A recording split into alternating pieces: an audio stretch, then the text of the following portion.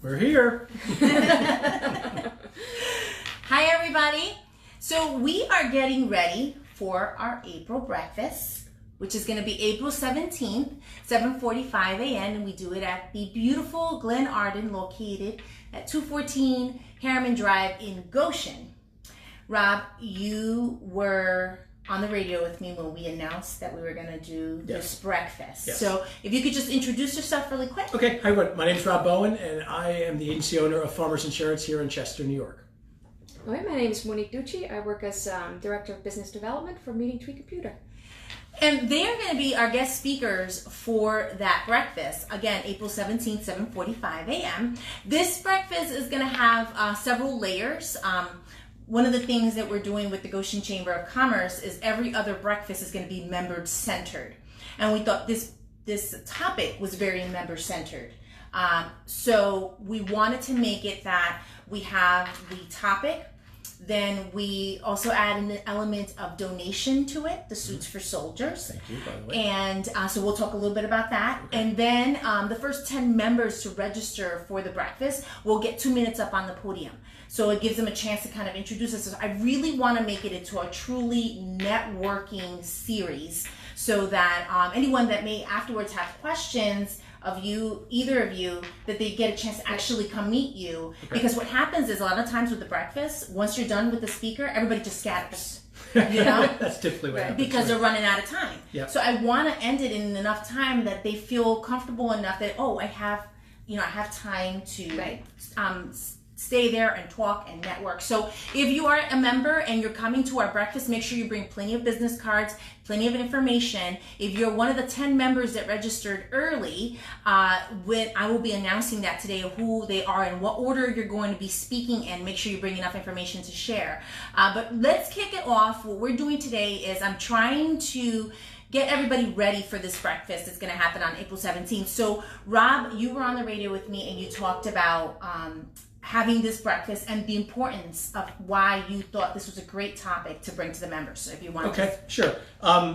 My part of the presentation is going to be talking about, if you have a cyber liability breach in your office. One of the things that we're going to focus on, and hopefully I don't steal most of your thunder, I'm going to try not to. We'll find out. Don't give too much of the secret sauce. I won't. It's a lot of people feel that small businesses, it's not something they need to worry about. We're going to show that it is something you need to worry about, and we're going to show that it's not that complicated. You need to bring in an expert to do it. One of the things that we're going to discuss is people trying to do it themselves. I view my business as I have an accountant, I have an attorney, I have a bookkeeper. I outsource things that I'm not good at, and I outsource my office to Monique's company because I thought I knew what I was talking about. And honestly, her boss said to me one day, "Don't touch my stuff in the back."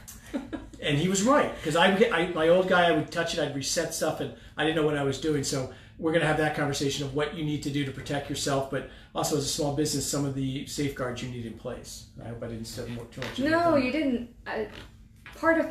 What we forget about when it comes to cybersecurity is that we have the internet, and it connects everything and everybody. Right now. And yes, exactly. absolutely. As a great example. Yeah, and the more connected our devices are, the higher at risk we are. Mm-hmm. And we forget that, and we need to talk about it more.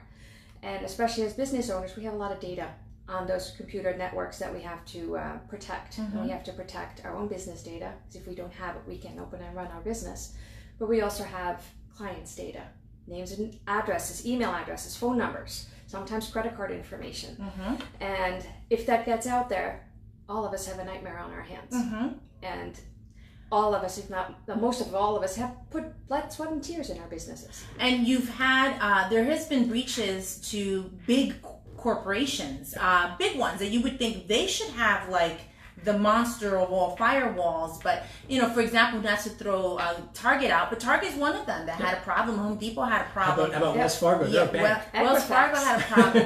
Equifax had a problem. Yeah, they're the ones that control our credit. Right. And they're huge. I mean, they have money, so if something happens and they get hit with a lawsuit, they could probably, recover from something like that. Yeah. But a small business, that's a lot harder. Yeah, there's some stats that will show of how many small businesses go out of business with a cyber attack. One of the things that Monique and I talked about, it's kind of like, and I don't know, I'm dating myself here, but kind of like when you used to buy the club for your car. Yeah, if the guy wants your car, he's going to take your car. Yeah.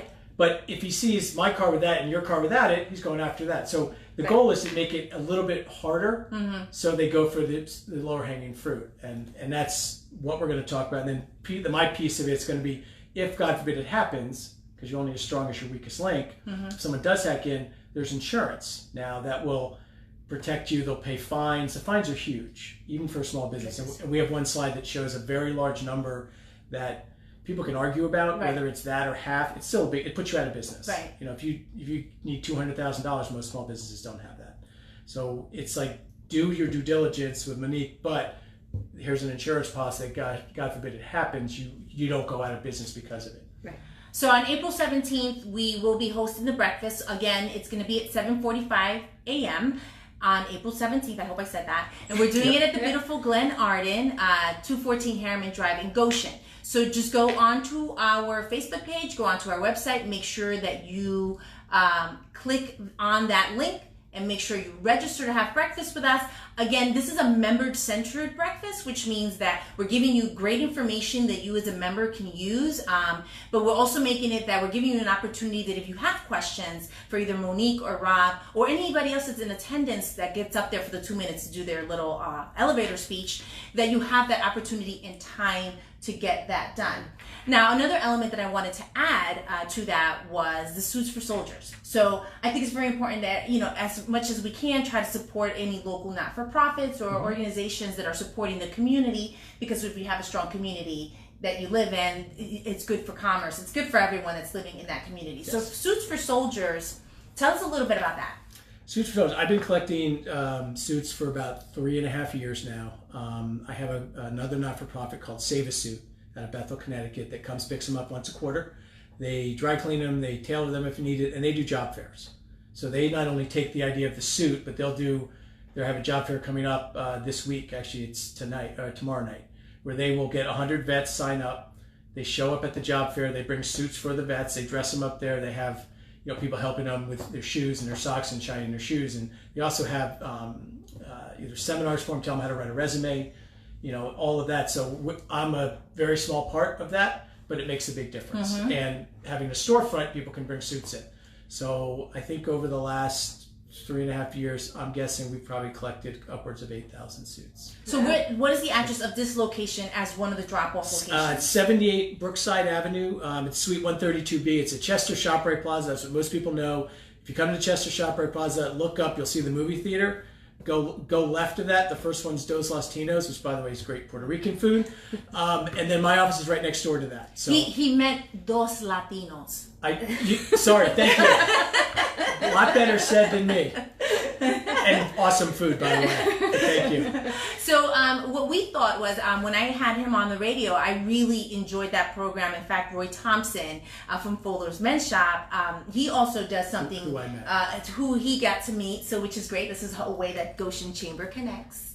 And I thought this would be great, since we're doing the breakfast and we're putting this information out, to also make the breakfast a drop-off location for that day. So as an added bonus to that, everyone that donates a suit, and it could be for male or female, all genders, donates a suit, you will be put into a drawing to get to come to join us for breakfast on us in May. So that you get free breakfast with the Goshen Chamber of Commerce in May, just for donating a suit.